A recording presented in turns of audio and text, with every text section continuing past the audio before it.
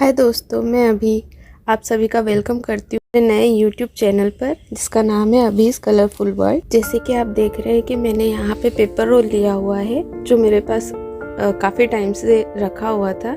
ये सब silver foil के रोल्स हैं और अगर आपके पास इस टाइप के रोल नहीं है तो आप कार्डबोर्ड से भी रोल बना सकते हैं। आज हम बनाने जा रहे हैं वेलकम बोर्ड, तो उसी के लिए मैंने ये पेपर रोल इकट्ठे करके रखे थे। अब सबसे पहले मैं यहाँ पे 1 इंच की मार्किंग कर रही हूँ दोनों साइड से, हर एक पेपर रोल पर दोनों साइड मार्किंग कर ली है 1 इंच की डिस्टेंस पे। आप चाहें तो अपने हिसाब से कम या ज़्यादा कर सकते हैं। और इसके बाद हमने जो मार्किंग की है, हमें उस मार्किंग के ऊपर होल्स करने हैं। जैसे कि आप देख सकते हैं मैं किस तरह से कर रही हूँ। तो हमें एक रोल में 4 होल करने हैं, ऊपर नीचे और दोनों साइड। शायद आप समझ पा रहे हो, तो आप देख के समझ लीजिए। इस तरह से हमने सभी में होल्स कर दिए हैं और अब हम इन पे कलर करने जा रहे हैं। तो मैंने सबसे पहले इन सब के ऊपर एक बेस कलर अप्लाई किया है वाइट कलर का। अगर आपके पास कलर्स नहीं है तो आप स्टेशनरी से कलर पेपर ले सकते हैं जो कि बहुत इजी और सस्ते मिल जाते हैं। अब मैं यहाँ पे कलर कर रही हूँ। आप इसकी जगह पे उन पेपर्स को स्टिक कर सकते हैं। हम जैसे गिफ्ट रैप करते हैं ना, ठीक वैसे ही आप इस पे इन रोल्स के ऊपर उन कलरफुल पेपर्स को स्टिक कर सकते हैं। मैंने इस पे वाइट कलर इसलिए किया है क्योंकि अगर मैं डायरेक्टली कोई कलर अप्लाई करती तो फिर मुझे डबल कोट करना पड़ता उस कलर का और मेरे कलर ज़्यादा वेस्ट हो जाते और हम लोग वेस्टेज करना नहीं चाहते। तो मेरे पास घर पे जब इसे पेंट का काम हो रहा था तो ये वाला वाइट कलर का मेरे पास रखा हुआ था डब्बा। सो मैंने अब वाइट कलर कर दिया है। अब मैं यहाँ पे अलग अलग कलर्स के साथ में रोल को कलर करूँगी। सारे जितने भी मेरे पास 9 रोल्स हैं उन सब पे मैं अलग अलग कलर करूँगी। हमारा वाइट बेस जो था वो सूख चुका है। इन सबको कलर करने के बाद ये सब कुछ इस तरीके से दिख रहे हैं। अब हम बढ़ते हैं नेक्स्ट लेवल पे। तो जो हमने होल्स किए थे उस होल के लेवल से हमें वापस एक पेंसिल से मार्किंग करनी है। अब मैं यहाँ पे क्या कर रही हूँ कि मैंने परमानेंट मार्कर पेन लिया है। अगर आपके पास परमानेंट मार्कर पेन नहीं भी हो तो आप कोई भी बॉल पेन भी ले सकते हैं और वैसे इजीली आपको मार्कर मिल जाएगा मार्केट में और बहुत सस्ते में। परमानेंट नहीं भी होगा तो भी चलेगा। उसके बाद अब मैं यहाँ पे ना रेंडमली कुछ डिज़ाइन ड्रॉ कर रही हूँ। जो हमने 1 इंच की मार्किंग पे होल किया था ना, सेम उसी 1 इंच का जितना भी पूरा गोल स्पेस है उस पूरे स्पेस पे मैं यहाँ पे डिज़ाइंस बना रही हूँ। क्योंकि मुझे थोड़ा सा बोहो लुक चाहिए देने के लिए रेंडमली कुछ भी ऐसे डिज़ाइन बना रही हूँ। आप जो चाहे वो डिज़ाइन बना सकते, it's totally depend on you. So ऐसे मैंने सारे रोल्स पे डिज़ाइन बनाने के बाद ये कुछ इस तरह से दिख रहे हैं।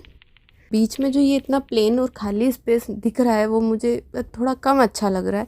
और फिर हम वेलकम बोर्ड बना रहे हैं तो इतना हल्का तो होना नहीं चाहिए, इसलिए फिर मैंने सोचा कि मैं यहाँ पे कुछ कटआउट्स लगाती हूँ। तो मैंने वेलकम होम का एक कटआउट निकाला और उसके अलावा एक थॉट का कटआउट निकाला है।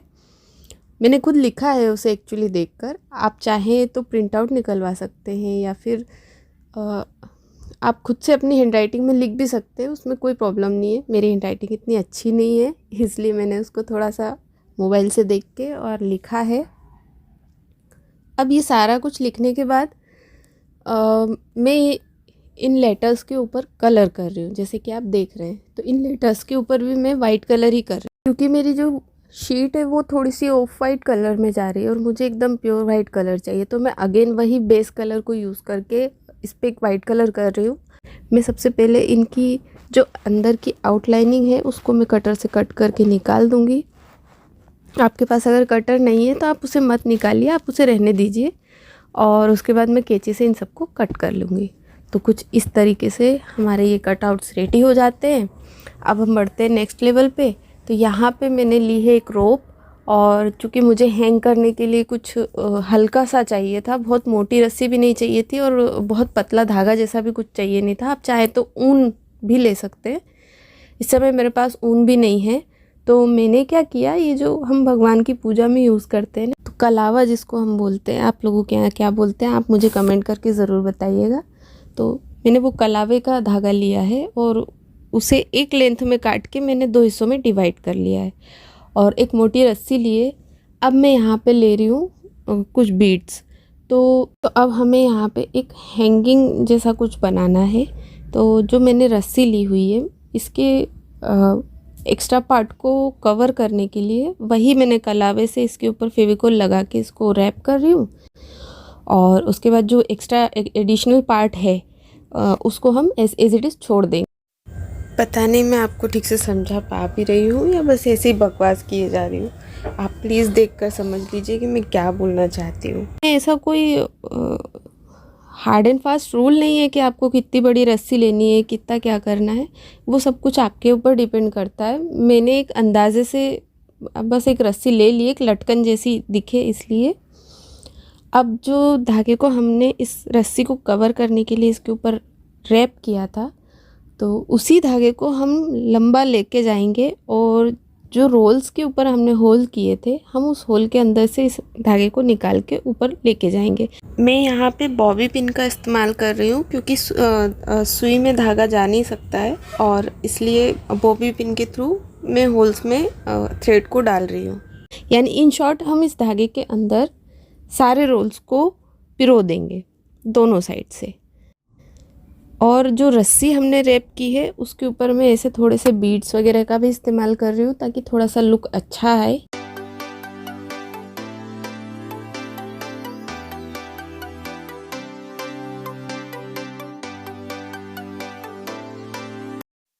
और अब मैं यहाँ पे फेविकोल की हेल्प से सारे कटआउट्स को इनके ऊपर चिपका दूंगी।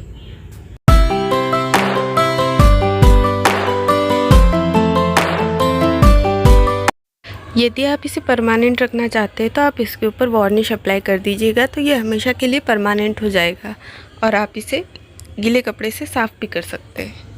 रोल खाली पड़े हैं, मैंने उनके ऊपर मिरर वर्क कर दिया थोड़ा सा। आपको जो भी अच्छा लगे आप चाहें तो उस पर कोई ड्राइंग बना सकते हैं। और कुछ इस तरीके से हमारा अभी तक का व्यू दिख रहा है। इस तरह से बन के हमारा ये हो गया है तैयार।